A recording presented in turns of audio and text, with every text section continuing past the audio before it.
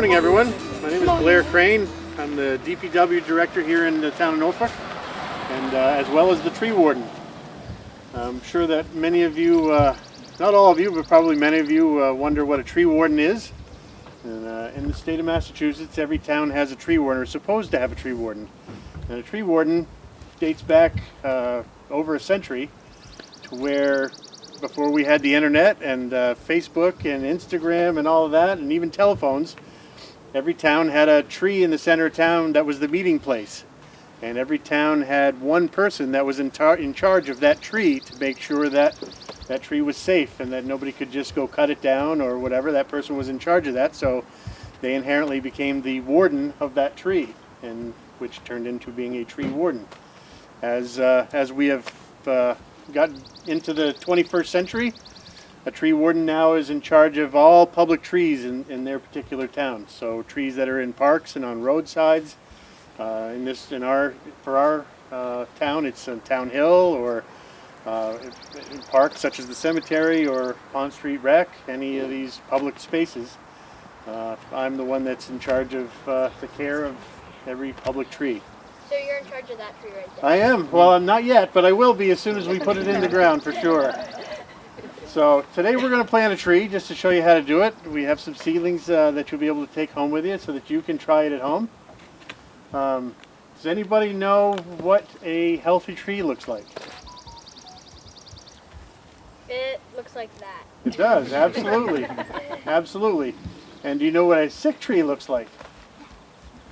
It looks like all like floppy and... Absolutely, that's right.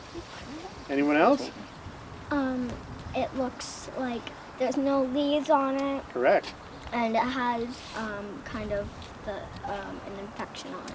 Absolutely. So there's many different things that can actually make a tree get sick.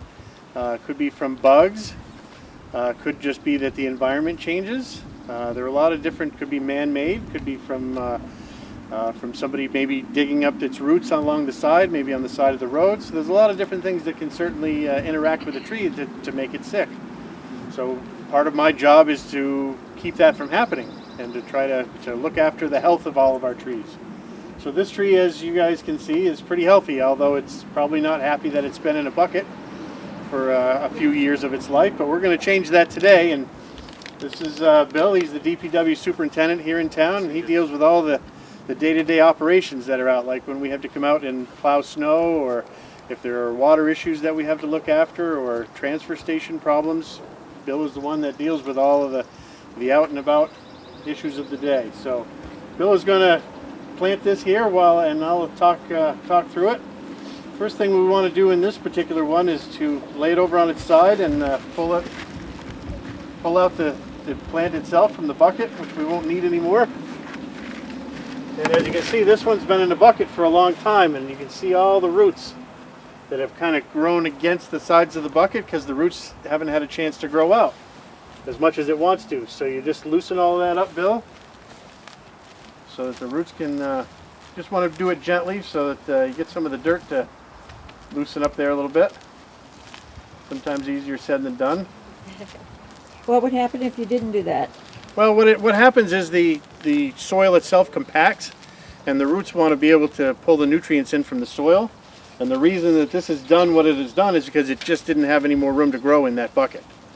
So by loosening all this up, it puts some air in the soil and is going to allow the water to get down to the roots itself. So the tree will be much, much happier once we loosen up some of that. If you were to do this at home, you would probably, last year most likely, or a year or two ago, you would want to keep increasing the size of the bucket that it was in. So it is still a healthy tree, but it would probably have grown a lot more had it had more space. So Bill's loosening that up there. Does anybody know the difference between a hardwood tree and a softwood tree?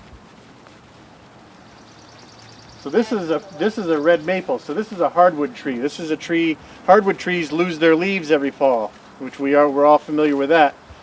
Whereas a softwood tree, it looks just like your Christmas tree. It's green year round. Never loses its leaves. It might lose a few needles, but your typical softwood tree definitely is a balsam, a pine tree, any of those types. You can see a few of them here off in the distance.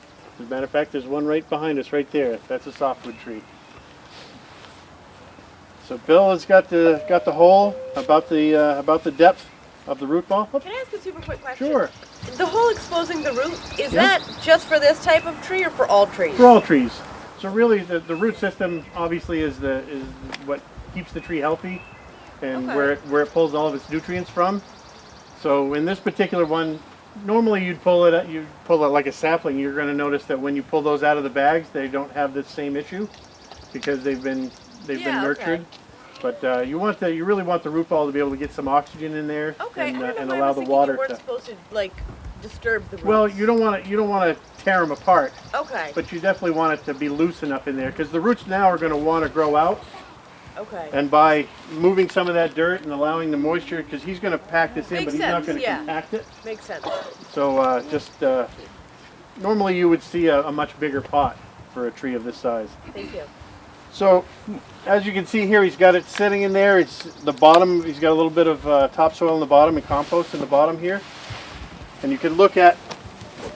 So when you look at the bottom of the tree right here, you can see where let's pull a little bit of this apart.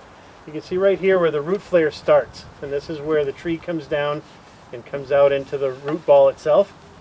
And what you want to do is you want to make sure that you don't put your soil here much above about an inch above the root ball, because these are all roots and the tree needs to get nutrients and air and water into this. So if you cover over the top of this, the tree won't be as healthy. So you want to make sure that when we put it in the ground here that we don't put too much over the top of it. So do you just want to, like when you fill it back up with soil, do you just want to do it to as high as the soil was already ready to Absolutely, bucket? absolutely. So Bill's going to start to put a little bit of enriched soil in here. And obviously you want your tree to grow straight up and down. So we'll make sure that it's straight here as he fills in around it.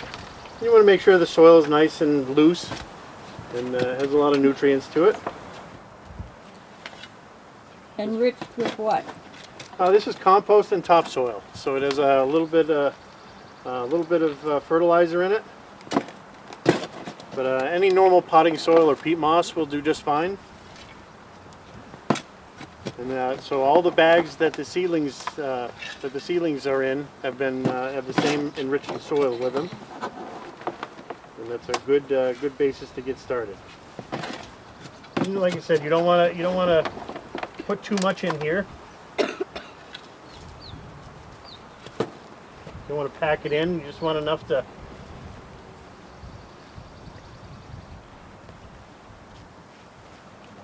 Yep, just there you go.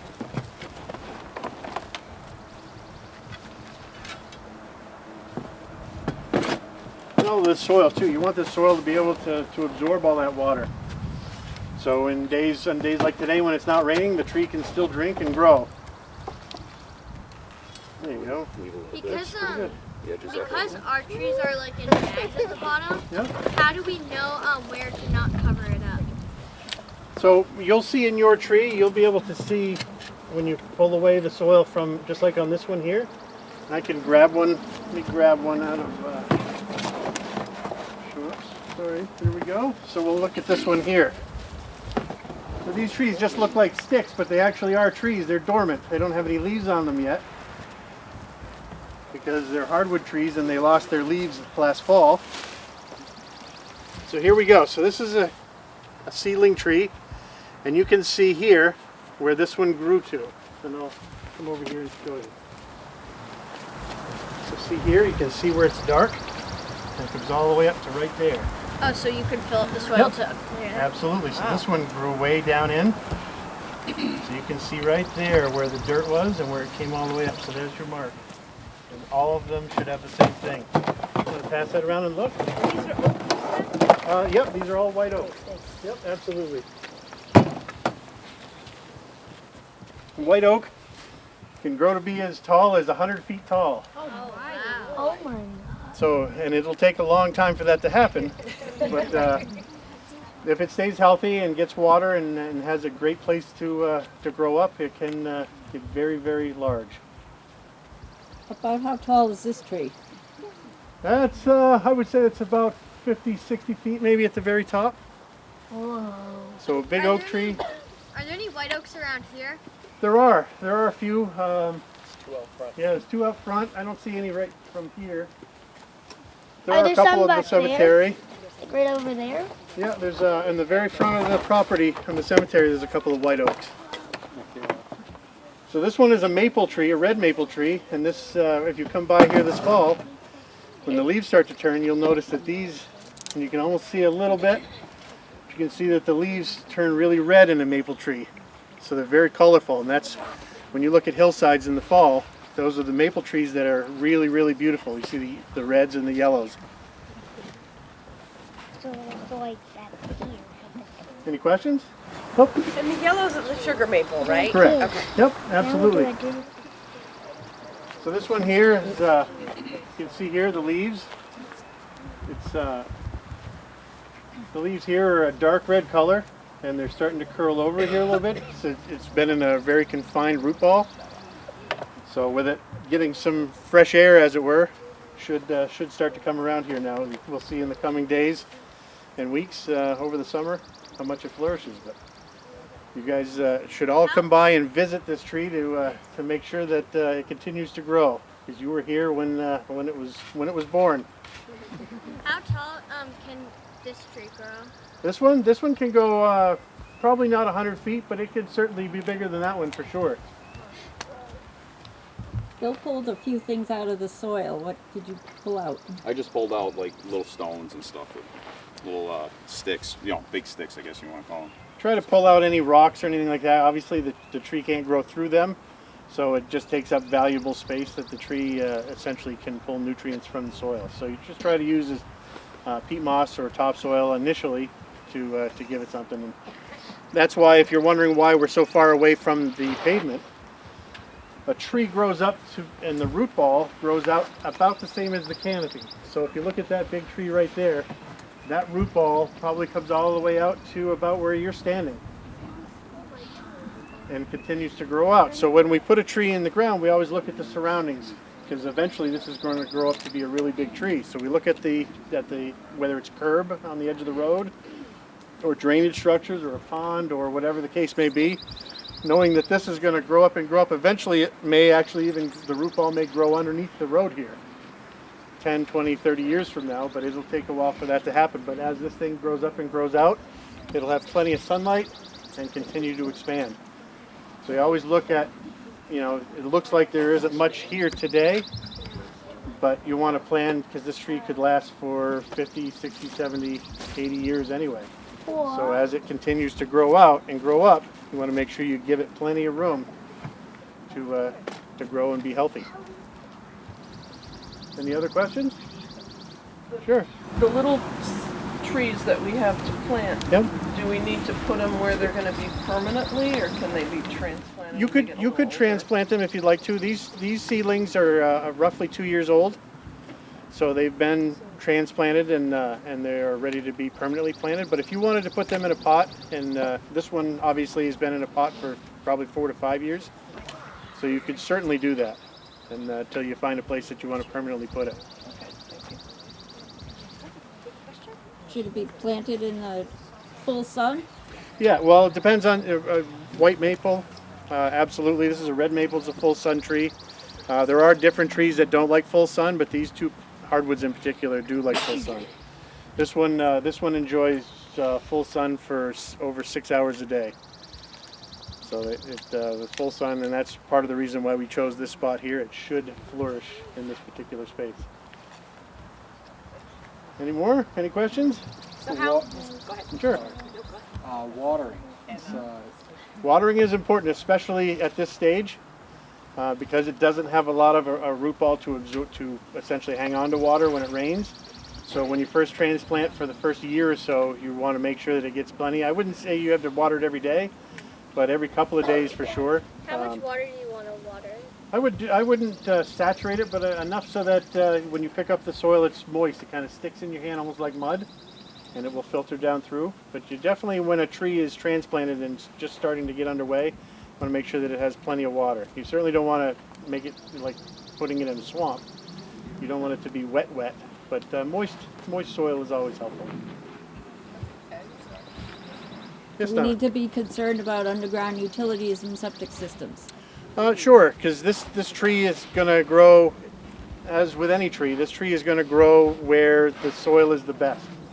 When you go to the southern United States, there's a lot of clay. The ground is very hard, so you'll notice that trees grow along the top of the ground because there is no water. It's going to go where the water is. If you plant this on top of a septic system, it's going to go where the water is. If there's water in your septic system, that's where the roots are going to go the quickest. And sometimes you'll actually see trees that will favor that because the roots went where the water was over here, and if the ground is hard or rocky over here and there's no water, now all of a sudden a windstorm comes, and with no roots over here, the tree leans that way because the wind has blown it and there's nothing to anchor it there. So you definitely want to take all those things into consideration. Curbing, anything that you may have a water line or any of those things, you certainly want to take a look. I have some literature here, which anyone is free to take, whatever you'd like.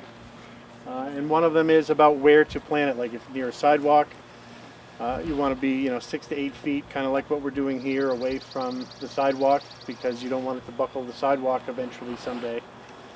So those are all things that we take into consideration whenever we're looking at planting trees. But like I said, you guys, there's all kinds of brochures. Eversource, their arborist, was nice enough to give us a bunch of literature.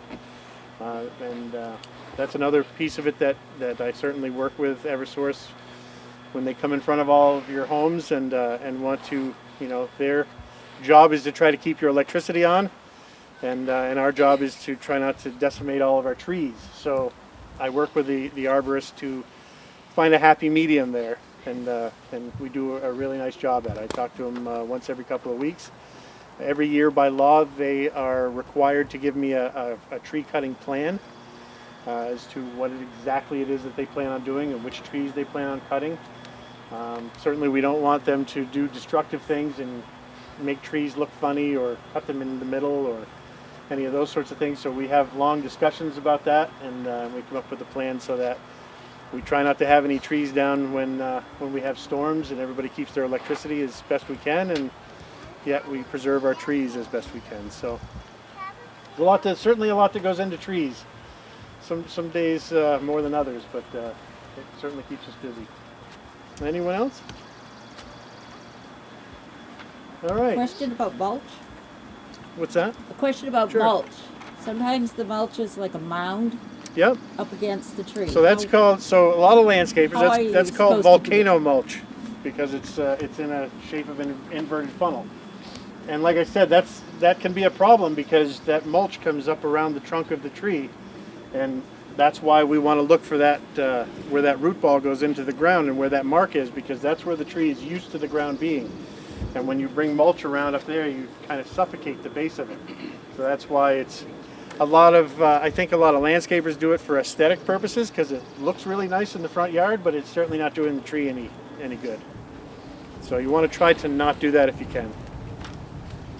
Or make a moat around Yeah, the make a base. little moat around it. You just want to really try not to smother this base of the tree right here. You can see this one already. You can see right here where it's dark, and that's where the tree is used to having the soil up to it. And when you start to put it higher than that, it's shielding the root system from water and from nutrients. So.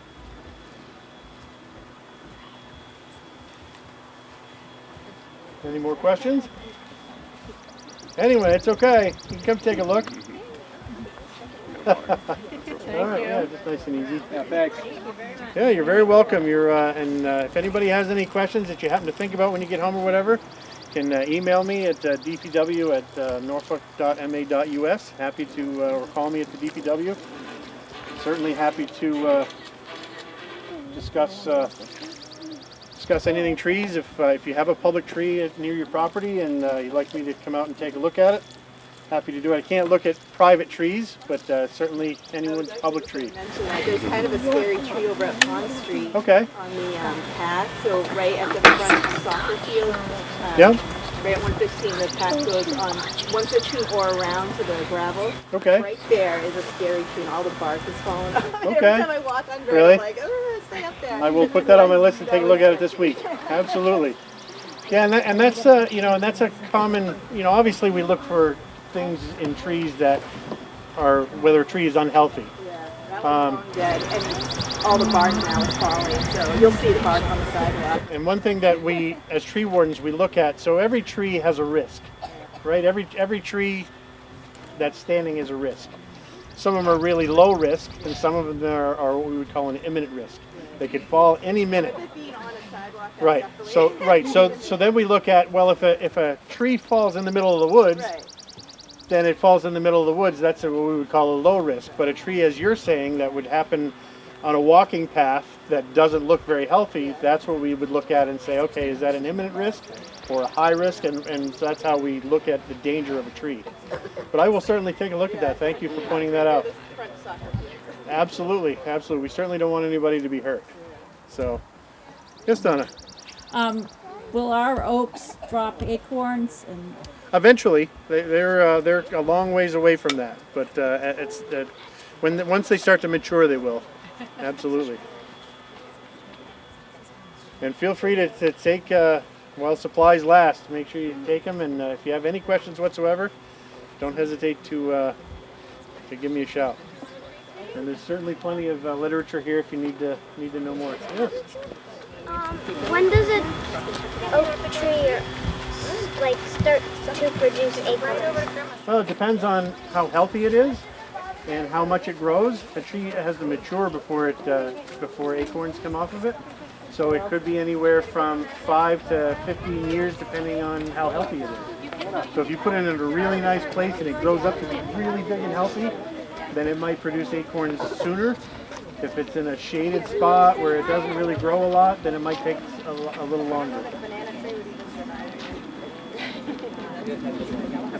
I want a banana tree. I don't know if we're the right, I don't know if we're the right climate for a banana tree, are we? Although a palm tree, if you get a palm tree, it will grow indoors. Really? There you go. Yeah. Because essentially a palm tree is all about the temperature, and unless you don't have heat in your home year round, you can put it outside in the middle of the summer. That's fine.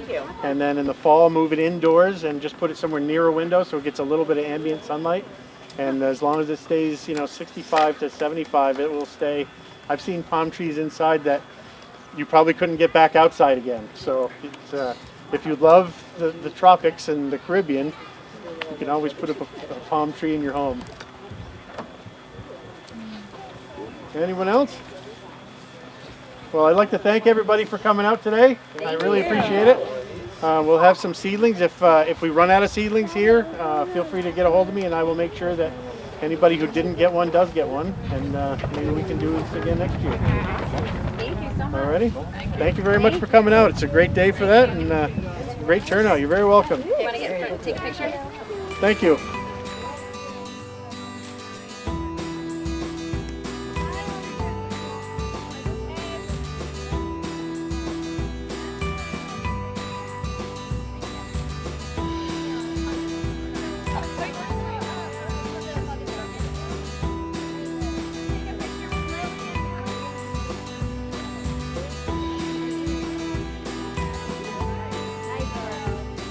Lily, Michaela, Anna!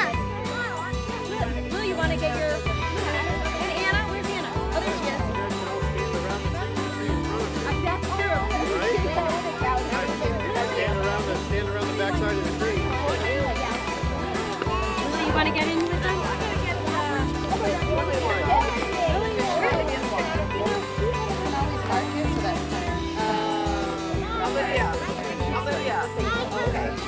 Olivia.